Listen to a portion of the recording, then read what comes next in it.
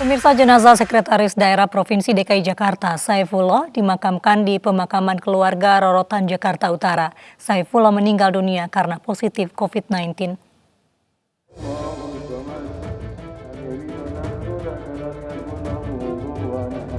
Dengan menerapkan protokol kesehatan, jenazah Sekretaris Daerah Pemprov DKI Jakarta, Saifullah, dimakamkan di pemakaman keluarga Rorotan, Jakarta Utara. Selain keluarga, pemakaman dihadiri oleh sejumlah kerabat, tetapi dengan menerapkan protokol kesehatan. Sebelum dimakamkan, jenazah Saifullah telah disolatkan di Masjid Al-Khairoh, Jakarta.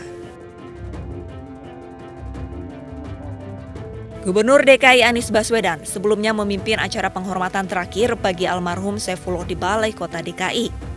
Dalam sambutannya, Anies menegaskan Sekda DKI Saifullah adalah sosok pekerja keras yang melindungi warga Jakarta. Yang setiap hari, setiap waktu, bekerja siang malam bersama kita semua untuk memerangi wabah COVID ini, untuk melindungi keselamatan warga Jakarta. Tanpa kita pernah menduga, tanpa pernah kita membayangkan, Allahyarham terpapar, dan kemudian Yang Maha Kuasa memanggilnya pulang.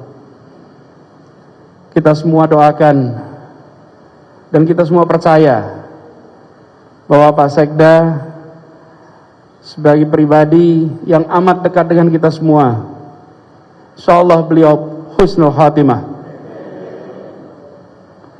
dan insyaallah ditinggikan derajatnya di sisi Allah, dan semua yang pernah dikerjakannya di Jakarta ini insyaallah akan jadi catatan amal soleh, catatan amal jariah yang akan mengantarkan pahala tanpa henti pada almarhum. Sekda DKI Jakarta Saifullah meninggal dunia di RSPAD Gatot Subroto. Saifullah dinyatakan positif COVID-19 dan menjalani perawatan sejak 13 September lalu. Saifullah meninggal dunia di usia ke-56 tahun.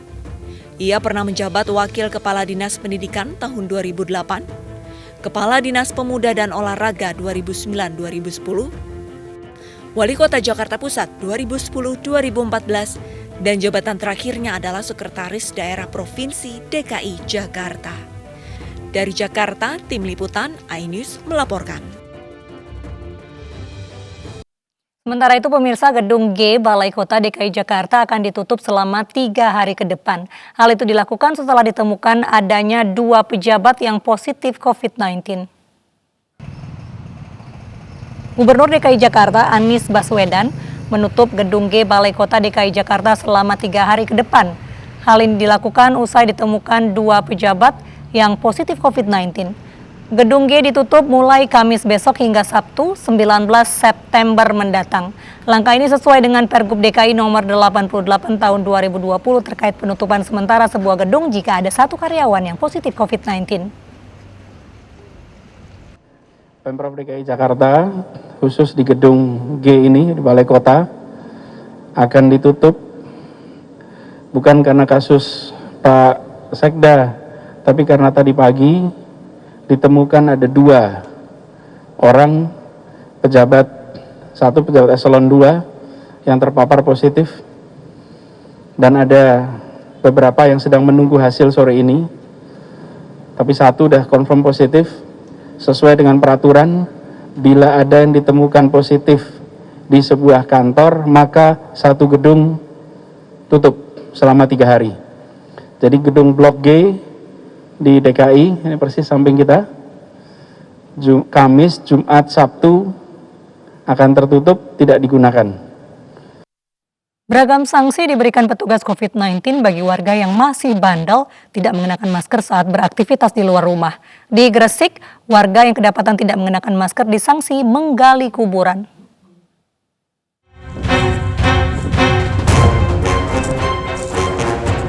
Puluhan pengendara diganjar hukuman menggali liang kubur setelah kedapatan tidak mengenakan masker saat melintas di perlintasan dan pintu masuk Kabupaten Gresik, Jawa Timur. liang kubur disediakan bagi pasien COVID-19 yang meninggal dunia. Musyawarah Pimpinan Kecamatan atau Muspika Kecamatan Cerme mengatakan pemberian sanksi sosial sebagai bagian dari upaya membangun kesadaran masyarakat agar tetap patuh protokol kesehatan. Selain razia, petugas Muspika Cireme juga melakukan sosialisasi waspada COVID ke pengendara. Penyebaran COVID-19 masih menjadi ancaman di wilayah Kabupaten Gresik. Sebanyak 2.924 terkonfirmasi positif COVID-19 dengan korban meninggal sebanyak 181 orang. Dari Gresik, Jawa Timur, Agus Ismanto, iNews melaporkan.